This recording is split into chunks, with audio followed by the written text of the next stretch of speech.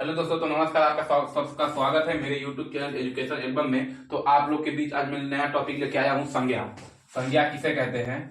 देखें, संज्ञा संज्ञा किसी व्यक्ति, वस्तु, प्राणी, स्थान अथवा भाव के नाम को संज्ञा कहते हैं। किसी व्यक्ति मतलब किसी मनुष्य या मानव के नाम को, किसी वस्तु के नाम को, प्राणी मतलब किसी प्राणी या जानवरों के नाम को, स्थान कहीं जगह के नामों को, अथवा किसी के व्यवहार या उसके अंदर की गुणों के नामों को संज्ञा कहते हैं। जैसे महात्मा गांधी एक किसी व्यक्ति का नाम है। लाल किला स्थान का नाम है। पुस्तक कोई वस्तु है जो पढ़ने की काम आती है मेरे। मित्रता भाव है। किसके अंदर कितना मित्रता मतलब भाव, अंदर की बात बता रहा है, भाव है। संज्ञा के कितने भेद हैं? वैसे संज्ञा के प्रमुख 3 भेद माने जाते हैं, लेकिन अंग्रेजी के प्रभाव के कारण संज्ञा के अब 5 भेद हैं। कितने भेद हैं? 5 भेद हैं। संज्ञा के पहले मुख्य रूप से 3 भेद होते थे, पर अब कुछ अंग्रेजी के प्रभाव के कारण अब संज्ञा के 5 भेद माने जाते हैं। पहला, व्यक्तिवाचक संज्ञा, जातिवाचक संज्ञा, भाववाचक संज्ञा, समूहवाचक संज्ञा, द्रव्यवाचक संज्ञा। व्यक्तिवाचक संज्ञा मतलब किसी व्यक्ति के नामों के विशेष। जातिवाचक किसी के मतलब नाम, विशेष नाम ना बताए, उसकी जाति बताए। भाव मतलब किसी के मतलब अंदर की गुण बताए। समूह मतलब समूह से ही हमको समझ में आया। समूह मतलब होता है बहुत सारे। समूहवाचक। द्रव्य मिस हो गया, जैसे कि मान लीजिए द्रव्यवाचक किसी के सामग्री के बारे में बताया गया इसमें, जो कि हमें। तो ये रहा मेरा पहला संज्ञा का व्यक्तिवाचक संज्ञा। और व्यक्तिवाचक संज्ञा हम समझेंगे कि व्यक्तिवाचक संज्ञा हम किसे कहते हैं, कैसे हम पहचाने कि ये व्यक्तिवाचक संज्ञा है। हम उसको आपको उदाहरण के साथ समझा रहे हैं। जिस संज्ञा से किसी व्यक्ति विशेष, स्थान विशेष या वस्तु विशेष का बोध हो उसे व्यक्तिवाचक संज्ञा कहते हैं। किसी व्यक्तिवाचक संज्ञा हम कहते हैं कि जिस संज्ञा से किसी विशेष व्यक्ति, विशेष स्थान या वस्तु विशेष का, किसी भी वस्तु विशेष, व्यक्ति विशेष, स्थान विशेष का बोध हो, तो हम उसे पहचान जाएंगे कि ये कौन सा संज्ञा है? व्यक्तिवाचक संज्ञा है। इसका उदाहरण है मेरे पास। इसका उदाहरण है विशेष व्यक्ति का। जैसे विशेष व्यक्ति आया है यहाँ पे, विशेष व्यक्ति का बोध हो। विशेष व्यक्ति का उदाहरण है मेरा राधा कृष्ण और लक्ष्मीबाई। ये क्योंकि व्यक्ति का नाम लिख दिया है, व्यक्ति का नाम लिखा है। किसी विशेष मतलब सीधे इंडिकेट कर, सीधे बता दे कि इसका नाम राधा कृष्ण है, इसलिए उसका होगा व्यक्तिवाचक संज्ञा। लक्ष्मीबाई ये भी व्यक्तिवाचक संज्ञा। अब स्थान विशेष, हिमालय और कोलकाता, सीधे मतलब नाम से डिनोट कर दिया है। हिमालय पर्वत का नाम है। कोलकाता कहीं शहर का नाम है। अब देखिए वस्तु विशेष, महाभारत और रामायण। महाभारत है, ये भी पुस्तक है और ये भी पुस्तक ही है, लेकिन पुस्तक के जब नाम बता दे रहे हैं, विशेष वस्तु, जो पुस्तक है वस्तु है। अब किसी वस्तु के जब नाम बता दे रहे हैं, विशेष नाम, तो वो आता है किसमें? व्यक्तिवाचक संज्ञा। जैसे महाभारत और रामायण, समझ में? अब देखिए, अब दूसरा मेरा क्या था? दूसरा है जातिवाचक संज्ञा। जातिवाचक संज्ञा किसे कहते हैं?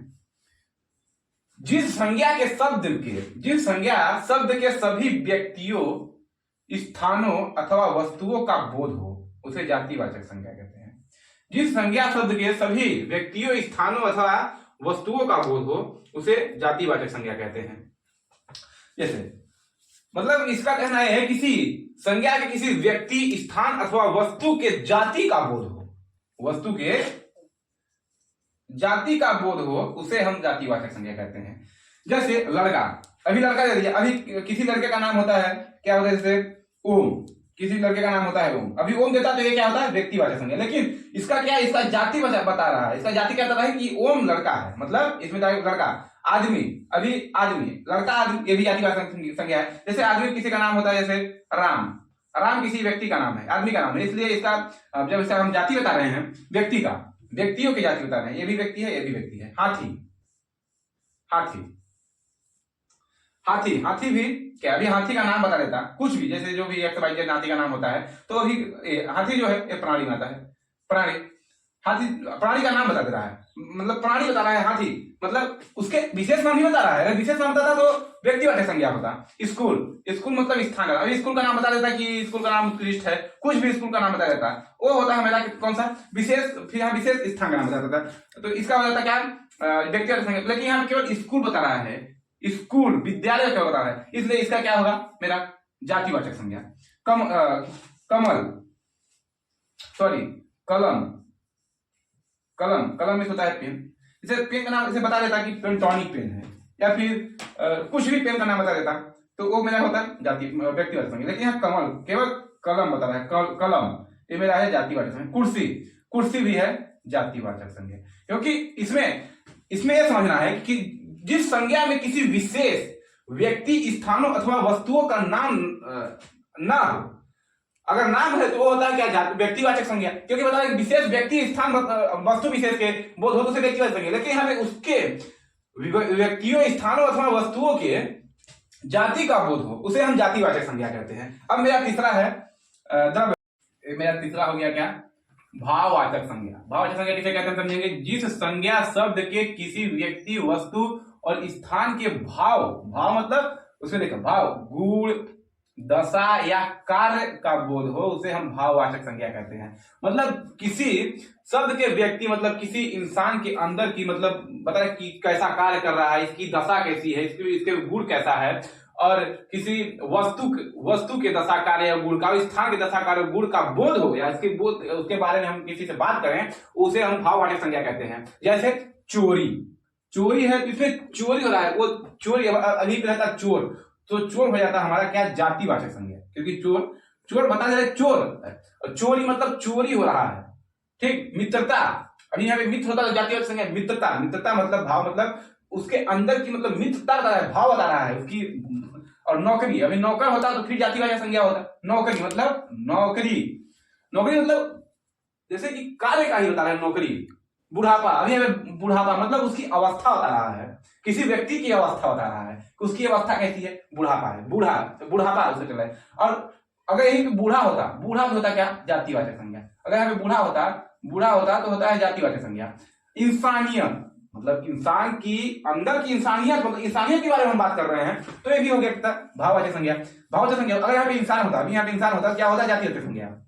अभी फिर देखते हैं, जिस संज्ञा शब्द के किसी व्यक्ति, वस्तु और स्थान के भाव, मतलब भाव, उसके गुण की बात करें, दशा की बात करें, और कार्य मतलब कैसा कार्य कर रहा है उसकी हम बात करें, तो अगर उसका हम बोध कराते हैं तो हम उसे हम भाववाचक संज्ञा कहते हैं। जैसे बताए चोरी, मित्रता, नौकरी, बुढ़ापा, इंसानियत आदि। और मेरा चौथा है समूहवाचक संज्ञा। समूह से तुमको पता चला है कि बहुत सारे लोगों की समूह, जिस संज्ञा शब्द से समूह या समुदाय का बोध होता हो उसे समूहवाचक या समुदायवाचक संज्ञा कहते हैं। अब देखिए, इसमें जिस संज्ञा शब्द से समूह, मतलब जैसे कि बहुत लोगों का समूह का बोध हो उसे हम समूहवाचक या समुदायवाचक संज्ञा कहते हैं। समूह को हम समुदायवाचक संज्ञा से भी, समूहवाचक संज्ञा को हम समुदायवाचक संज्ञा से भी जानते हैं। जैसे हम लिखा है समूह या समुदाय, दोनों एक ही हैं, क्योंकि लिखा है या मतलब होता है और, मतलब इसका दूसरा नाम है समूहवाचक का दूसरा नाम है समुदायवाचक संज्ञा। समूहवाचक संज्ञा या समुदायवाचक संज्ञा बोले तो एक ही, जिस संज्ञा देखते हैं, जिस संज्ञा शब्द से समूह या समुदाय का बोध हो उसे हम समूहवाचक या समुदायवाचक संज्ञा कहते हैं। जैसे गुच्छा, मतलब गुच्छा कैसे कहते हैं, चाबियों की गुच्छा।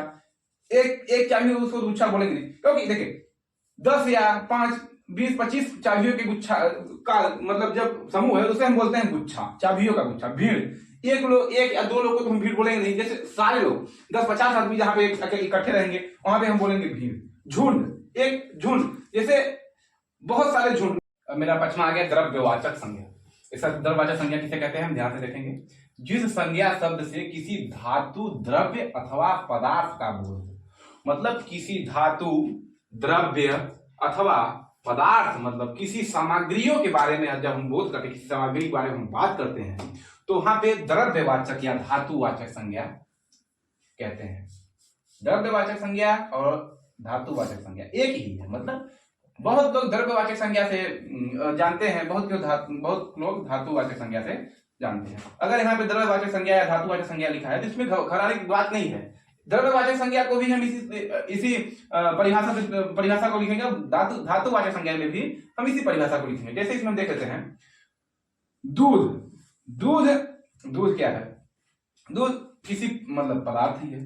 तेल, तेल भी मेरा धातुवाचक संज्ञा। घी, घी भी। लोहा, सामग्री मतलब इसमें बता दे रहा है किसी संज्ञा के शब्द के किसी धातु, मतलब धातु का नाम, सिर्फ नाम नहीं, धातु, द्रव्य अथवा पदार्थ का बोध हो, उसे हम द्रव्यवाचक संज्ञा कहते हैं।